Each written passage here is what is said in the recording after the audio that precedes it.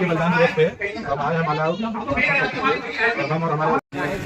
सभी लोगों को एक बार में सभी लोगों को बहुत बहुत धन्यवाद। आप सभी लोगों का जोरदार स्वागत है। और साथियों, आज हम लोग तीसरी बार, मैं खुद तीसरी बार यहाँ पे मौजूद हूँ और इस माहौल में आकर के बहुत ही अच्छा लग रहा है, क्योंकि इससे पहले हम लोग जब भी कहीं जाते थे तो होता था कि इनका जन्मदिन मनाया जा रहा है, शादी का सालगिरह मनाया जा रहा है, बस इसके बाद बर्थडे पार्टी मनाई जा रही है। लेकिन पहली बार हम पिछले 3 सालों से हम मौजूद हैं और ये सुनने को मिला कि यहाँ पे बलिदान दिवस मनाया जाता है, महारानी दुर्गावती जी का बलिदान दिवस। साथियों, इसको यदि सचमुच में आप लोग अंदर से यदि भांप लें, इसको महसूस कर लें, उनके साथ घटी हुई घटनाओं के साथ उन्होंने कैसा अपना रवैया दिखाया, इसको यदि साथियों याद कर लें तो जरूर कहीं न कहीं हमारे रोंगटे खड़े हो जाएंगे, हमारे अंदर एक नई ऊर्जा का संचार हो जाएगा। साथियों, मेरा नाम अंगद प्रसाद मौर्य है, मैं बनारस से हूँ और मैं स्टूडेंट लाइफ में एक कंसेप्ट जैसी की चर्चा यहाँ पे चल रही है। बहुत सारे लोग हैं, हमारे सम्मानित लोगों में भी बहुत सारे लोग उस सिस्टम से जुड़े हुए हैं, मैं भी उसी सिस्टम से हूँ और करते हुए साथियों मैं इसमें आगे बढ़ रहा हूँ। आज मेरा ये करियर है।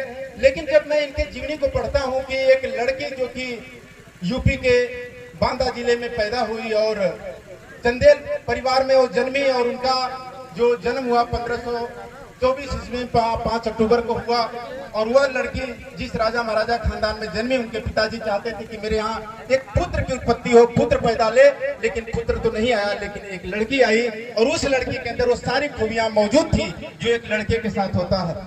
वो लड़की बचपन से ही तीर तलवार बहुत सारे चीजों का शस्त्र को चलाना सीख गई थी, बचपन में ही शिकार करना सीख गई थी। और उनके बारे में कहावत है कि भाई एक जंगली हाथी को उन्होंने बचपन में कंट्रोल किया था और अपना परिचय उसी समय लहराना उन्होंने चालू कर दिया।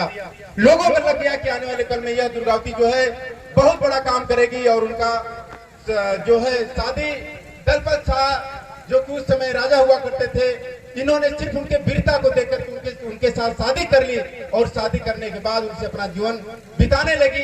लेकिन कुछ ही क्षण, कुछ ही समय बीता, दलपत शाह जी नहीं रहे। उसके बाद पूरी जिम्मेदारी एक बच्चे के साथ इन्होंने उठा लिया। इनका बच्चा छोटा था जो कि राजगद्दी नहीं संभाल सकता था। यह महारानी खुद उस जगह पे गद्दी पे बैठ करके पूरी जिम्मेदारियां संभाली और 15 सालों तक बहुत बखूबी शासन की। उनके शासन में बहुत सारे लोग खुश थे, नारी को सम्मान दिया जाता था, चारों तरफ खुशहाली थी। लेकिन इनकी वीरता की गाथा जगह जगह जाने लगी, इनकी खूबसूरती की गाथा पूरे हिंदुस्तान में चलने लगी। और उसी समय अकबर जैसे मुगलों के राजा जो कि हर जगह अपना स्थान स्थापित करते जा रहे थे, लोगों को गुलाम बनाते जा रहे थे और उनके कानों में भी इनके वीरता का आवाज गया और इन्होंने इस महारानी को अपने अधीन बनाना चाहा, उनको गुलाम बनाना चाहा, अपने साथ रहम में शामिल करना चाहा।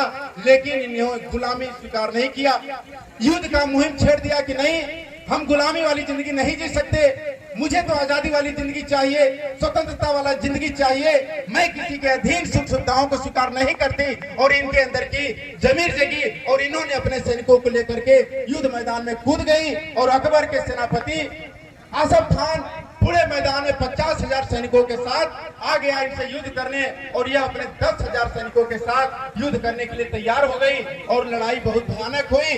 डट करके इन्होंने सामना किया, कई बार आसफ खान को पीछे जाने के लिए मजबूर किया, कई बार वो अपने फौज के साथ पीछे हुआ, लेकिन बार बार प्रयास करने का नतीजा यह रहा कि इनका लगातार जो फौज छोटी होती गई और धीरे धीरे यह स्थिति आई कि रानी दुर्गावती अब अकेले लड़ाई लड़ने लायक नहीं बची।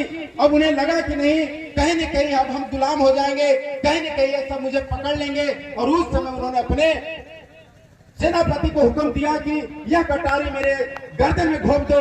उनके सेनापति खुद वो काम नहीं कर पाए, उनके शरीर हिल गए, हाथ कांपने लग गए। लेकिन अंतिम समय गुलाम समझने से, गुलाम बनने से अच्छा उन्होंने समझा कि मैं अपना अस्तित्व क्यों नहीं खत्म कर लूं, क्यों नहीं वीर गति को प्राप्त कर लूं। और साथियों, 1564 का 24 जून का वो दिन जहां पे उस लड़ाई में उन्होंने वीर गति को प्राप्त हुआ और आज पूरे हिंदुस्तान में इनके बलिदान दिवस को बड़ी धूमधाम से मनाया जाता है। साथियों, लोग वहां पे एक संकल्प लेते हैं, खासकर से हमारे बीच में महिलाओं के साथ क्योंकि ये नारी शक्ति थी, महिलाओं के लिए एक बहुत बड़ा मैसेज है। इनसे हम सीखना चाहें तो बहुत कुछ सीख सकते हैं। इनके जीवन में घटी हुई घटनाओं को हम अपने जीवन में उतार करके बहुत कुछ हासिल कर सकते हैं। क्योंकि हमारे साथ, हमारे समाज में माताएं और बहनों के साथ कोई घटना, कोई बात हो जाती है तो तुरंत हम जी हजूरी करने लग जाते हैं, दूसरे का दिन रहने लग जाते हैं, अपने दम पे खड़ा होने की हिम्मत खो जाते हैं। लेकिन इनसे सीखना चाहिए कि जिनके पति जवानी में चले गए, पूरा राजकाज इन्हों संभालना पड़ा, इनके बच्चे छोटी उम्र में थे, लेकिन इन्होंने किसी को दोषारोपण नहीं दिया, खुद जिम्मेदारी लिया, आत्मनिर्भर बना और पूरे राजकाज को बहुत अच्छे से निभाया। तो हम सभी लोगों को एक मैसेज लेना चाहिए कि हमें भी किसी के ऊपर निर्भर नहीं रहना चाहिए। आज हमारे समाज में महिलाओं की दशा क्यों दयनीय है?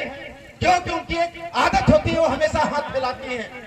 उनकी आदत होती है दूसरे के ऊपर अधीर रहने की, उनकी आदत होती है जी हजूरी करने की, चाहे वो पति की कर ले, चाहे अधिकारी की कर ले, चाहे किसी की भी कर ले। हमेशा हमारे अंदर एक गुलामी वाली भावना छिपी होती है। लेकिन इनके जीवन से हम लोग ये सबक ले सकते हैं कि इन्होंने जब गुलामी स्वीकार नहीं किया तो हम भी गुलामी स्वीकार नहीं करेंगे, हम भी अपनी जिंदगी खुद जिएंगे। अरे हमारे पास ऐसा सिस्टम चाहिए, हमें ऐसा तरीका चाहिए जिससे हम अपने आप को प्रूव कर सकें। ठीक है, पढ़ाई का समय हमारा जा चुका है, उम्र आधी बीत चुकी है, बाल बच्चों घर गृहस्थी को संभालने में हम व्यस्त हो चुके थे।